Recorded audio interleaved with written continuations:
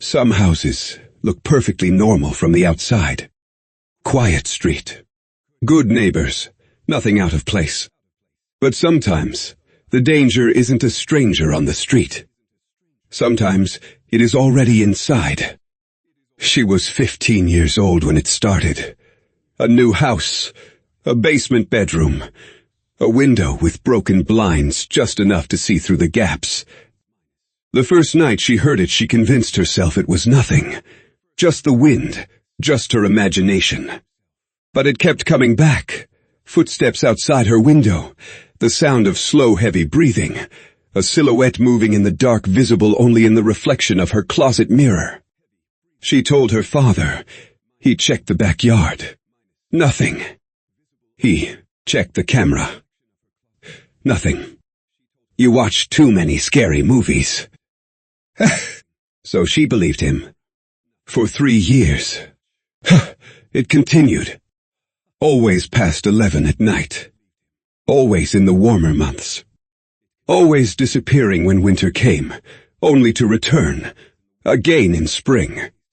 She stopped looking at her window. She stopped looking at her mirror.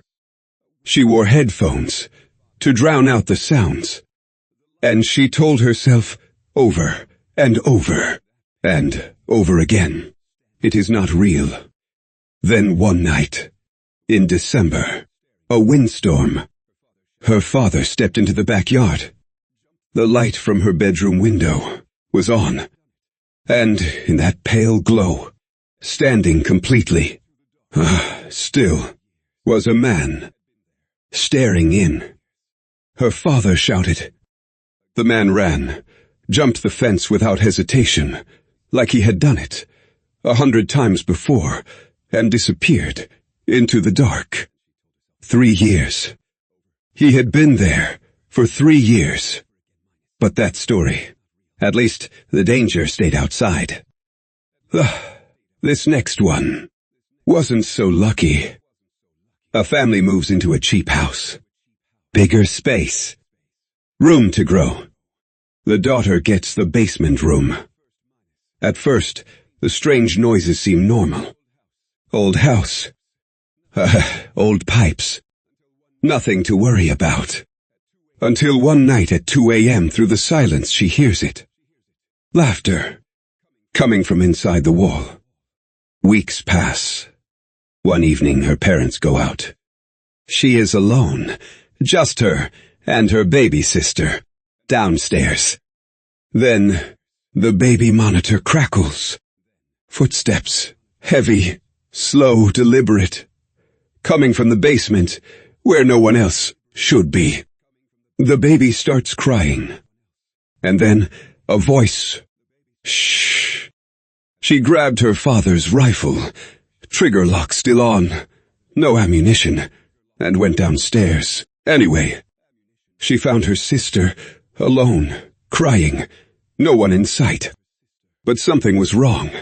The bookshelf, the one built into the wall, was pushed open, like a door. And behind it, a small hidden room. Food wrappers. A missing cup. A switchblade. A half-eaten apple. Still fresh. Someone had been living inside their walls. And they had been there the whole time.